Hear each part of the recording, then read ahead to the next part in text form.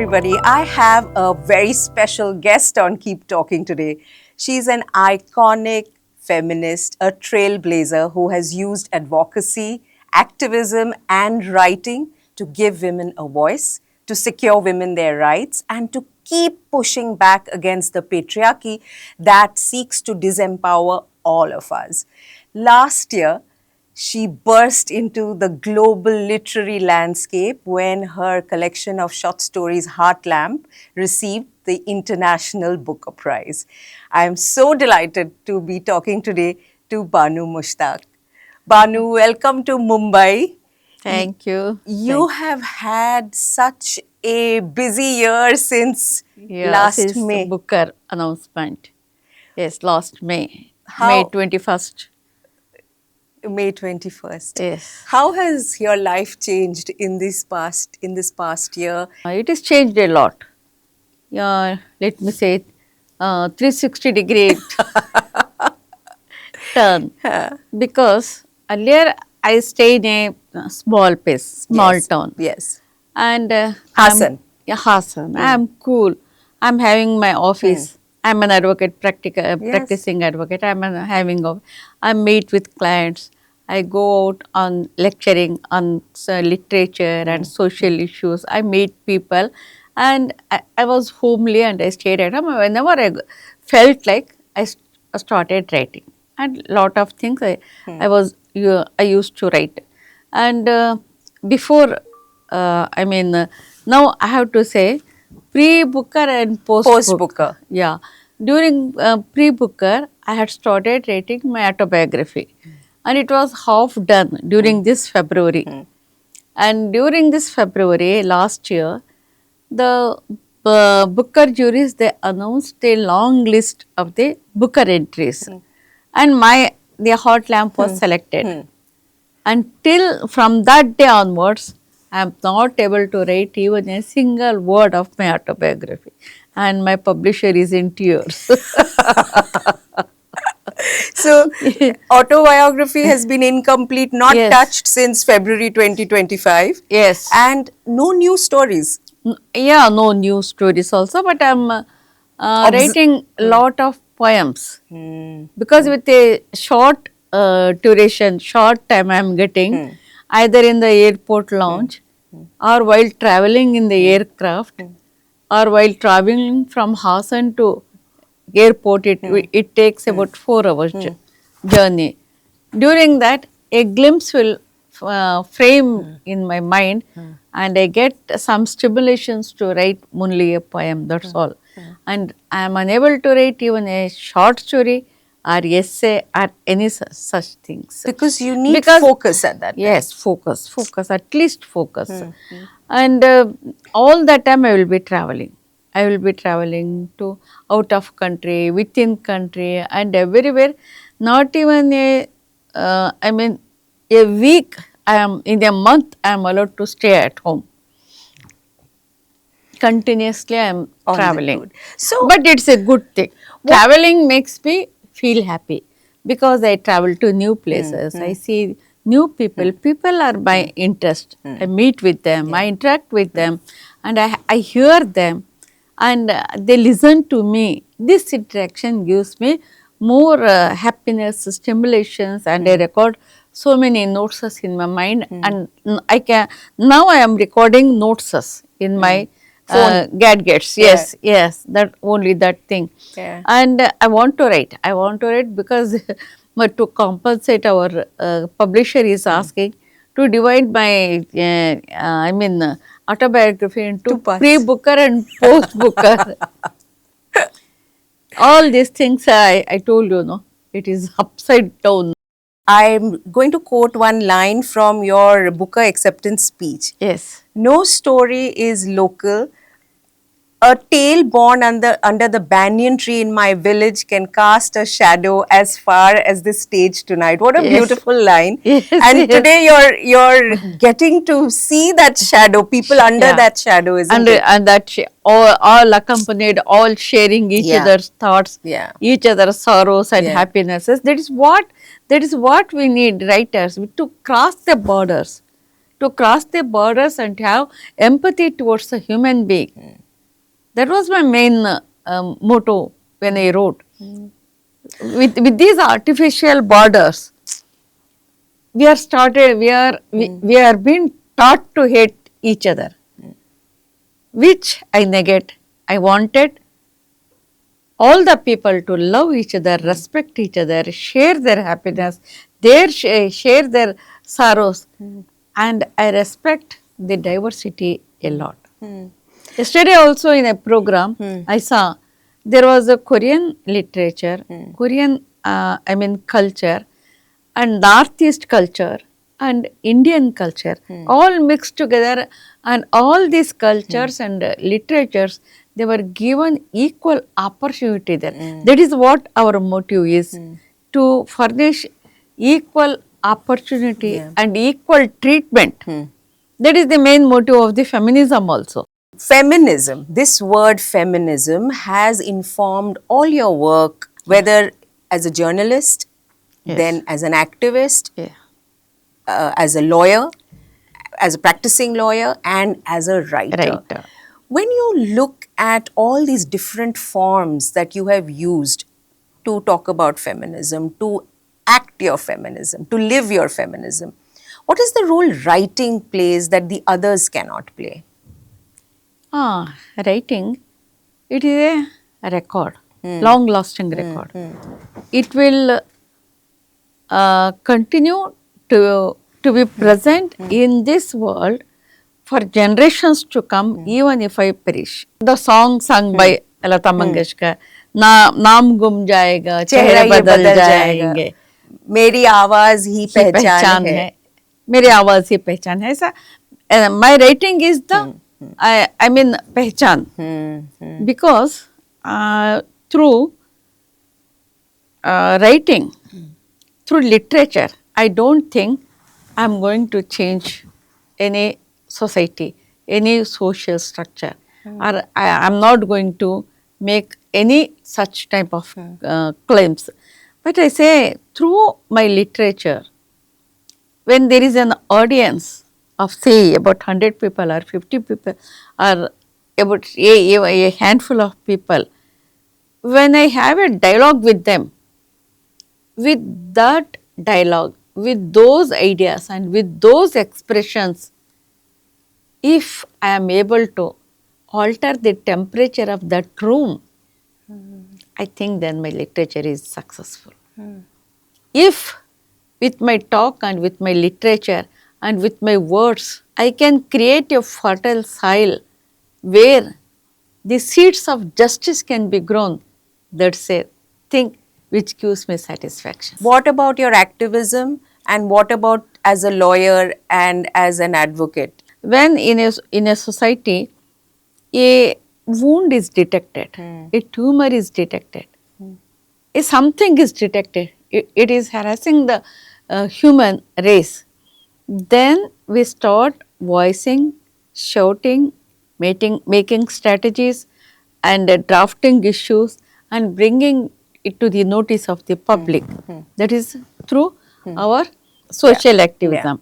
Then the same thing, it is recorded in a very artistic way in the literature. Then the same is taken to the courtroom, where at least some relief to get to that particular aggrieved person. So these are all the same process, same procedure, different strategies and different reliefs. And different strategies, different forms and different reliefs. That is very critical, isn't it? Yes. We know that you belong to this very unique movement, the Bandaya Sahitya Sangatane. And Bandaya, I think, means rebel. Yes, rebel. Baghi, what you say? Yeah, Baghi. So, who revolts against system? Yes. Or any emperor or anything. Vidrohi. Yeah. So, somebody who is against the established norms and conventions. Yes. So, is this unique to Karnataka, this movement over the last few decades that it has been there? Because you were inspired by this movement, you're a part Yes. of the movement, you're also now one of the leading lights of the Yeah. movement. So tell us about this movement, because I think it's quite fabulous that there are Yes, people during who've 80s there collected were like lot this. of social movements Yeah. actively where people saw some shelter in there, some solace in there, and actively people were involved there. There was the Dalit Sangarsha Yeah. Samiti, inspired by the Dalit movements of Maharashtra, and there was a farmers movement, and there was a feminist movement, and there was even language movement. Gokak report was announced in language movement, and there was cultural troops who were enacting in street plays. All these joined together. Most of them youngsters were involved in there, and they wanted to change the strategy. They wanted to challenge the strategy of the system, and they want to give highly human society, so that there will be equal treatment to all, irrespective of the caste, creed, sex, everything. And equal treatment should be given, and equal opportunity should be given. They should not be discriminated as per any hierarchy of the language or hierarchy of the caste, or any hierarchies should be demolished. That was the main issue. And there were injustices caused. All these issues were taken and considered, and for all these social movements, Bandaya Sahitya Sangatne was the one mother organization which provided most of the intellectual output, and also the Bandaya Sahitya Sangatne people, they were lecturers, they were doctors, they were highly placed in the society, but they joined hands with these people. So Bandaya was a manodharma. They say it's a mindset. Yeah. Openly it was declared Yeah. that Bandaya was a mindset. That's why the Bandaya people, they would not sit in the air conditioned room, but they would straight away come to the streets. They would handhold with these Dalits, Raita Sangha people, farmers, and feminism, and with all this progressive movement, they joined hands. They coined slogans for them. They wrote some sufficient fruitful literature for them, and they printed pamphlets for them, and they went with those people in a procession against system or the then government. And then there was police with the lathis, and they even gave the shield to the lathis also, and we were all so many times we were all rounded off and placed in just jails also. Now I know why a publisher is waiting for that autobiography, right? All these stories will be Yes, seen yes, and read in that. these stories will But come. how did you get attracted to this movement? How old were you at that time? Where were you at that time? Were you in college? No, I was married. I think I was about 25 or 26 years old. My father had a transferable job, and we stayed at Belur, and they and there I started working as a teacher in high school. I was a science teacher because I was a science graduate. I started teaching them my science classes. I took them, and afterwards I was married during 1974, and I came to Hassan to my husband's home. And there, immediately after the marriage, 15 days after the marriage, I was asked to resign from my job, because there are different norms at my in-laws' home. Sure. They were different. I don't, condemn nor elect any. I don't do anything. It was they had a different setup get it. of thinking, and I stayed at home. But I was not happy. I was not happy that I was not allowed to go outside. I was not allowed to do any work of my choice. I was never allowed to go for any employment, and that was a thing which ignored me like anything, and I was not at all happy. My eldest daughter was born, and after her birth, 3 months after her birth, I came from my maternal home to my husband's home. And though I selected my husband in our college days, and we got married, I developed lot of differences with him. I started, I became a quarrelsome woman, regular quarrelsome woman. I would quarrel with him, and he was also fed up with me, because he never saw that face of mine during the earlier to marriage. 7 years we were friends, and he has never seen me. This side of you, this the- unhappy Yes, side of you. in the side of, and really he was greatly disturbed. And he, being the eldest son of a business family, he himself had more responsibilities on him. So he could not rebel against anybody in the home, because his financial, I mean, sources were there in the joint family business and all those things, and he was afraid of all these things. But I was not happy. When the child was about 3 months old, once again during night I developed a great quarrel with him, and he never answered me, because he never wanted his family should know that I am making all sorts of nuisance. And he slept. I came out of our bedroom, and the family business was optical and watches and clocks sales and service. And for the service of those clocks and watches, they used to store white petrol. It would be somewhat away from the main house. I went there, I brought that white petrol and went to my bedroom, and I poured all the white petrol on me. And I was about to light myself, but my husband, though he was in disturbed, and he was trying to sleep, he got alert, and he got up and he hugged me and prayed me and convinced me and requested me not to commit such thing. And he brought the kid who was sleeping there, and he handed over the child and begged for the sake of the child. That was a very pathetic situation. And then afterwards, I realized what I was going to do.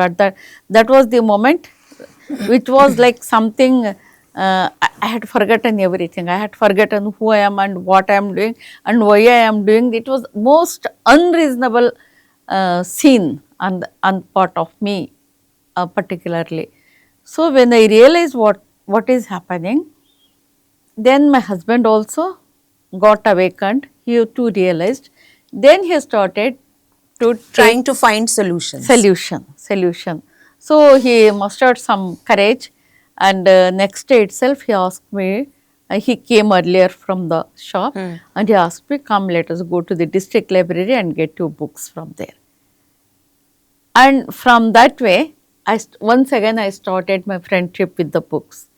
And when I went there to the library, outside the library, there were about 10 to 15 Dalit youths who would be standing there, and they will be giving speeches about the atrocities done on them, and how they are ill treated, all those things. And they used particular instrument.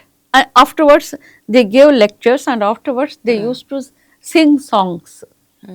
And for that they used one particular musical instrument which is called as tamte.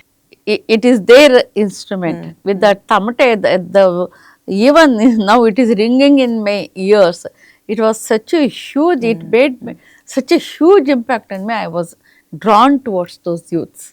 So that is how you became part of and joined the Bandaya. Yeah, Bandaya with these movements. And that desperation is there in many of your stories, Yes. expressed by many different women in many different situations, Yes. including in Heartlamp. Yes, including in Heartland. You know, you were speaking and I was feeling like my hair is standing. Yeah. You're a voracious reader. You Yes. love to read. Yes. Are short stories your favorite, or is short stories your favorite form of expression? I have worked in all the forms of literature, But but short story is my favorite because due to time constraint, because I could not continue writing a single piece for 1 year or 2 years.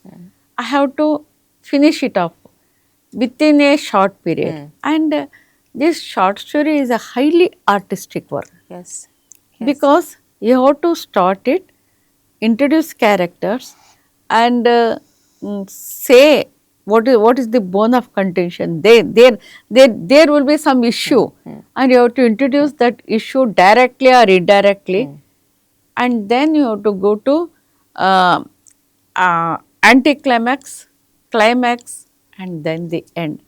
All these things should be done within a short canvas. You don't have a very great You can't build. huge You have, board. You yeah, don't have it, yeah. and you cannot have any. And I have to be very what you say conjuice. I cannot use my time and words. I cannot throw it as I wish. In a novel, I can do anything. I can go to Kashi. I can go to Rameshwar. I can go to UAE simply for to or do anything. Yeah. But in a short story, I cannot do such things. It's like a poem, tight poem, and lyrical also. Short story will be lyrical also. It is not as and when you cannot say a short story. You cannot write it. When you use a word, it will be having multiple meanings in a short story. That beauty is there. And another thing is, I don't write a story until and unless it is fully grown in me, in my mind, in my heart, in my existence, until and unless it is grown, and it flickers saying, showing the title. Many a times it flickers and see, yeah, it is the title, and then there will be characters with full flesh and blood. They appear before Then me. you will write. Then only I write. How would you assess the feminist movement, not as a movement per se, but in terms of what it has managed to achieve for the women in India? And when we talk about feminism, when that feminism is spoken in Kannada and it is practiced in a village or it is practiced in a trial court, like you would practice it, what does that feminism have to deal with? What are the challenges for that feminism? Yeah, I don't assess the effects of feminism because it is evident, it can be seen. Now, almost all the women are getting higher education, most of them are getting higher education, and they might be getting higher education, but it does not mean it has given them confidence and it has built their characters. Because recently I heard a news, I saw wherein a gynecologist who is who has secured her doctorate in gynecology, and she is a daughter from an affluent family. After 3 months of the marriage, she has committed suicide. It has not strengthened or built her character, but we are getting degrees after degrees, and the women, they are getting high salaries also, and their lifestyles has changed. Now most of the women, most of these highly salaried women, they don't want to get married because the original meaning of marriage they interpret is to be a maid to a man, which they don't want to be.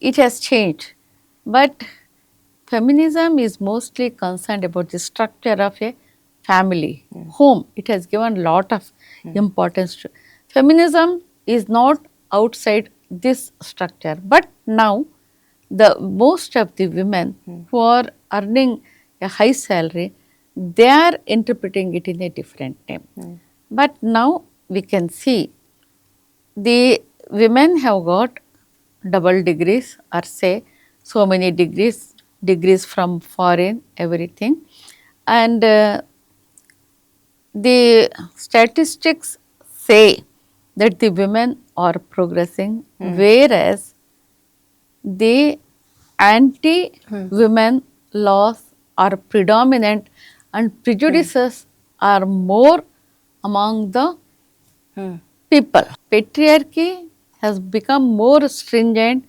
and it is not allowing women to have their own, interpretation of feminism. We have not managed to make patriarchy less powerful. Is that what you're saying? Rather than it has become more powerful.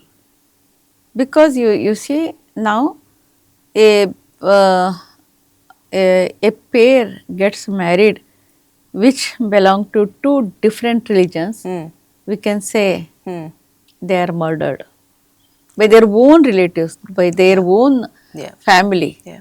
This honor killing Yeah. we are saying, why this is happening? Because patriarchy is more stringent.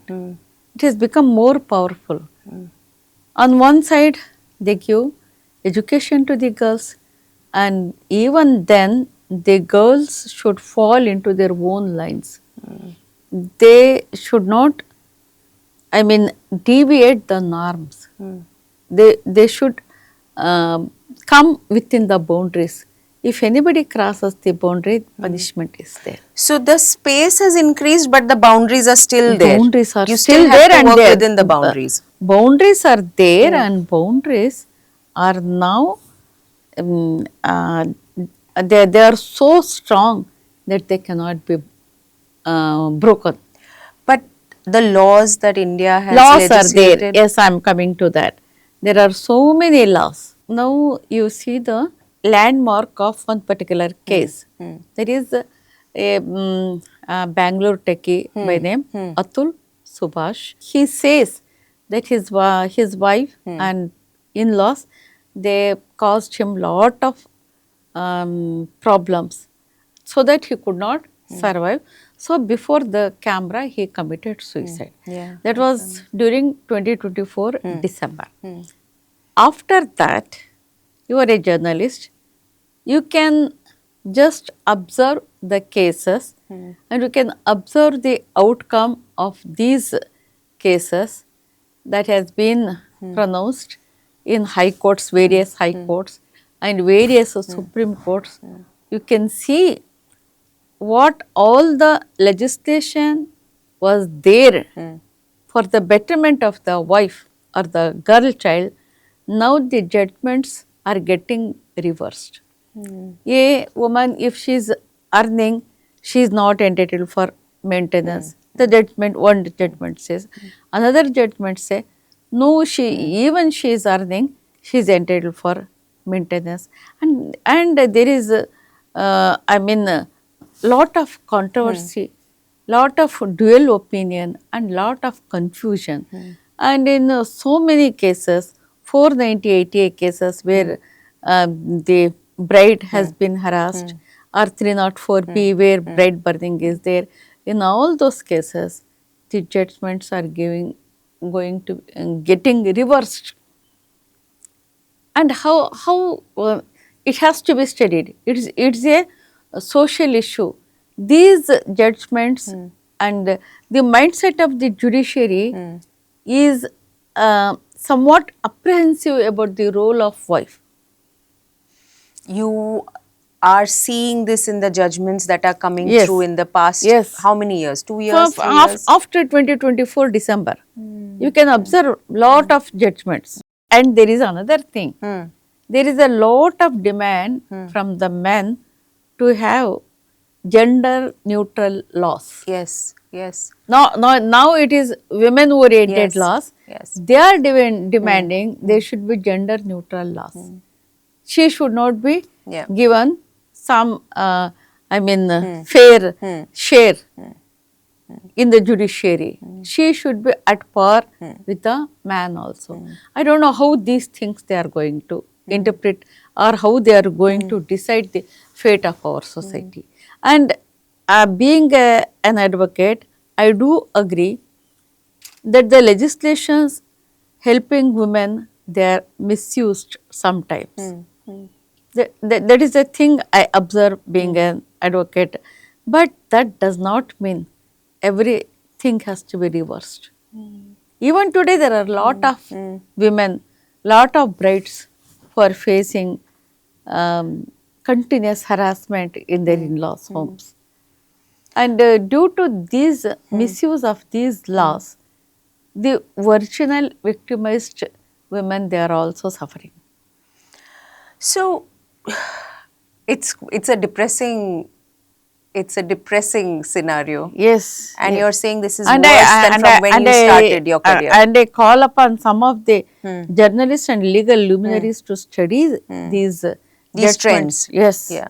And the Yes. trends that Yes. emerge from these Yeah. Yeah. judgments. We are talking about women's rights at a time where in the USA and the rest of the world they are going through the Epstein Files. And we are seeing that the most powerful, the richest men in this world, mostly white men, but there may be of other races, other religions beyond the Americans, Christians, but you can see how they treat women. One part is the crime part, the other part is just how they talk about women, Yeah. right? Yeah. Women are Yes. meat, women are Yes. just objects for Yes. sexual Yes. Yes. gratification. So when you see the most advanced countries which talk about gender equality and men behave like this, and this is what they are used to, there is no difference between the, Local. local, some village, Street. somewhere where Yeah. men are behaving badly and where men think it is their right, that they are entitled to treat women Yes. as Yes. sexual objects and as their property. Yeah. So where is the hope? In the last story, your last story is called Be a Woman Once, O Lord. Yeah. But we don't know whether the Lord is listening to this Be a No, Woman no, Once. Lord means I don't mean that is God. I mean the entire patriarchy consisting of men, Yes. their special privileges, Yes. and then the men on the street, men in the offices, men in the colleges, men in the nursing home, men in the legislation, men in the parliament, and men in the government, and men who have taken control of God to justify them and to And use as a controlling tool. yes. All this entire Yes. system, Yes. including I have said Lord, not a single piece. So, but how are we going to bring about change? This is something you have thought See, about, worked against, these men, whether it is Epstein Files or a rural man, rural a lord Mumbai, yes, seeking, yeah, speaking of sense, or say in any office or anywhere, yes, street talk or office yes, talk, anywhere talk, men are men. And with this particularly Epstein file, the background goes to say that through this child sex, particular nation or people, they want to control yeah, the entire world yes, by getting involved them in these scams, in these crimes, crimes and anti-human activities, and then by using it as a blackmailing yes, tool yes, and to gain whatever they want. That is one thing. This episode of Hitler, it yes, was one thing, and this Epstein file is rather more heinous than the acts of the Hitler, because in these days where they boast of that we are the most civilized people yes, in the world, and they want to dominate the entire world and they want to rule the entire world. See, their imperialism is now ending everywhere. yes, And this is the next imperial strategy they are imposing on all the European as well as third world countries. This is the most heinous crime, and all these Epstein villains, they should be arrested en masse. And they should be tried. And they should be given proper punishment. then only some changes will come. How do we bring up the men that we can bring up, the men we relate to? You gave us a wonderful personal example of your own husband, how he had to change or had to accommodate Yes. your needs, Yes. right? And he had to, it was great, quite a challenge for him to do that. Yes. Yes. It was quite challenge for What it. do we do to make men behave differently, go against what society has made possible for them, like we are seeing with the Epstein Files, and we see regularly in India? Any day you open the newspaper, you will see an example of the lords. Yes. Yes. Example of the Lord's we see. But I think it is something as who will bell the cat. Because a mother want to, educate her son to give him some values in his life. She is not allowed to, because there is a system which is giving another, lessons, set of values. Because see, I have got 3 daughters, and youngest of them is a son, and he was very fond of me when he was a child. When he started learning alphabets, he used to write his name as, his name is Tahir, he used to write Tahir Banu Mushtaq. He took your name as his middle name. Middle name, Tahir Banu Mushtaq. I said, oh, I have got a Sanjay Leela Bansali here. And I was so happy about him. But when he reached 5th standard, he wrote only Tahir Mushtaq. In spite of, he used to come to all the programs, feminism programs, social movements, and literary program. Everywhere I used to take one or the other child, because that was the best way of getting them some values. Yes, And I used to yes. take either one or two of them everywhere I travelled. And though I took him to each and every place, and he knew what is happening and what is the other part we are striving, and what the system is telling. And with this dichotomy, he chose Tahir Mushtaq. Even today he is Tahir Mushtaq. We don't know. Even it was an experimentation for me, because every child is an experiment for a mother. Yes. And girls, they were also a different thing, the different challenges, and a different love and conditioning for them. And for this, I never conditioned my children, and I never conditioned even Tahir also. I just exposed him.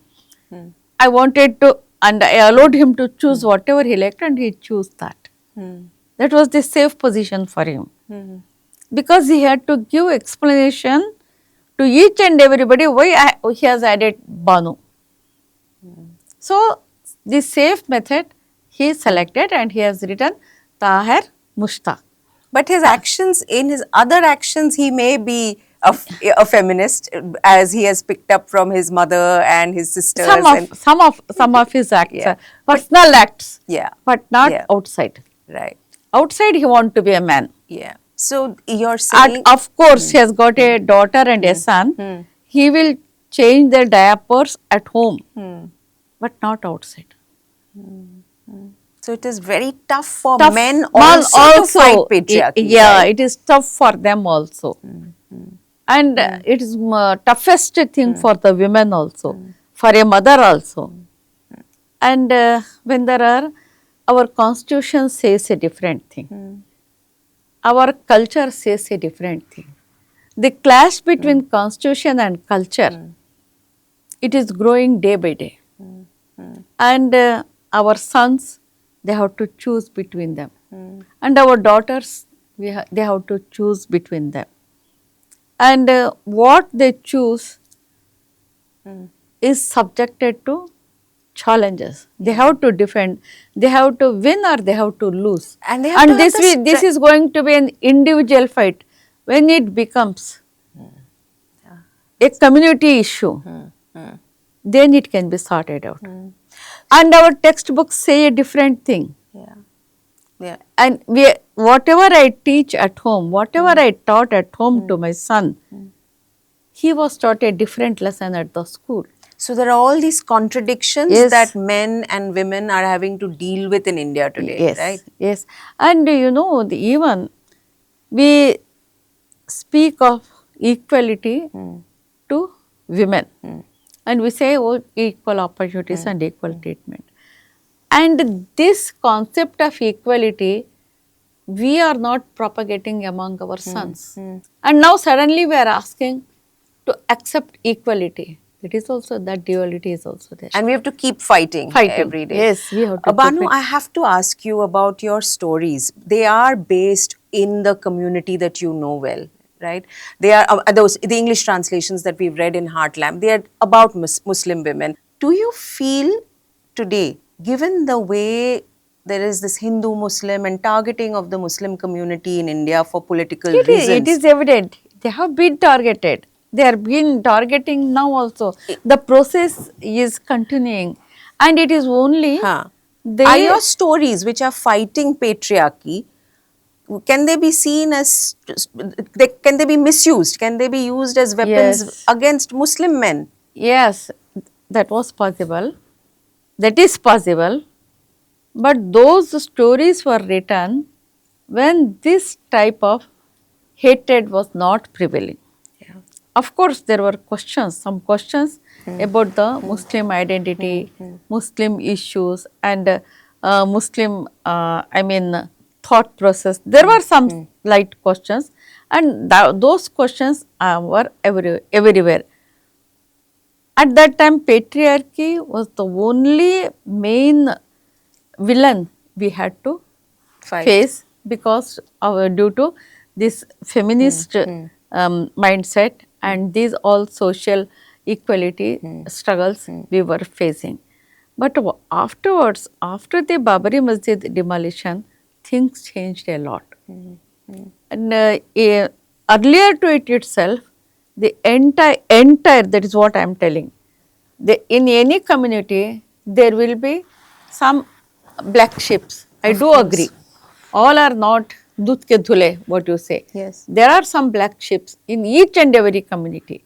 But here, for any fault of any one person, the entire community was made to stand. They were cornered, and there were a lot of allegation. It was done through the state machinery, through the help of the government. It is nothing but the state wanted to, gain more and more vote politics, vote power through this segregation and through the villainization of one particular community. And for that, even each and everybody individually, even Banu Mushtaq has to stand up every day, and she has to proclaim, I am a Deshabhakt and I am not a terrorist. These mantras I have to chant each and every day, and each and every day, each minute, each second, I have to prove my solidarity, which is most insinuating, which is most inhuman, and which challenges your credibility. What does the writer do? How do you fight the battles that you want to fight against patriarchy when you also have to ensure that your work is not used to demonize a community that is being targeted in this manner? Yes, I have got different challenges now. After the Babri Masjid demolition, my stories are different. Now my second collection is coming, and the translation work is going now, and you will see the difference, what it has done to a writer. My God.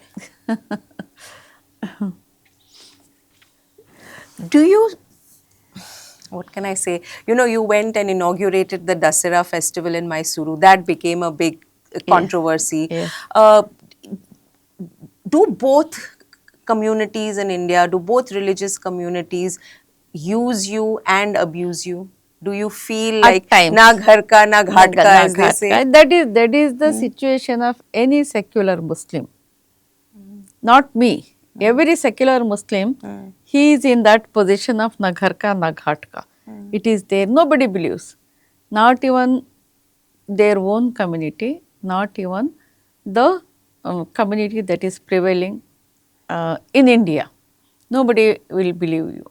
Whatever you say, it will be questioned, it will be rebuked, and I have been targeted. I have to, answer all those things each and every day.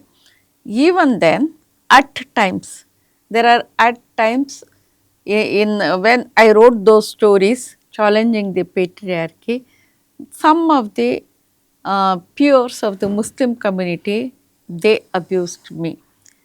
And now during Dasara, not all of them, I cannot say like that. Yeah. Only a handful of people who,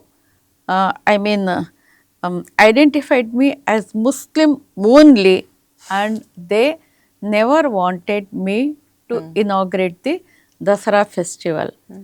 But to prove that they are right, they targeted me, they abused me, they continuously trolled me for about 1.5 months, and then some of them went to High Court of Karnataka to take an order that I should be restrained from entering the inaugurating the function. And then they went to, when it was got rejected, they went to Supreme Court, and there also their petition was rejected, and some of them requested that the Karnataka government should withdraw the invitation, which the chief minister and the government, they never did it. Rather than they provided all the help and protection to me and saw that I inaugurate the function. What is your source of strength? Is it the training in the Bandaya movement? Like you're the Baghi. You will do what you believe your conscience tells you is right. What is the source of your strength? Yes, I am a Baghi. I am a born Baghi. And through Bandaya, I acquired characters also of a Baghi, of a rebel. Yes. We all need to follow in your footsteps. I think that should be the motto, isn't it? Yes, to be a rebel, to challenge. Yes, I want a right thinking people should come forward and they should break their silence. Then only something may happen. Some justified, society with just, propositions and without any prejudices. We will seek all these things with love, happiness, cooperation, and sincere human relationship. That's what I need, I want, as a writer and as a human being. Well, you have definitely given us that, and we hope we can provide it back to you. We will keep talking. Banu Mushtaq, thank you so much. Thank you so much.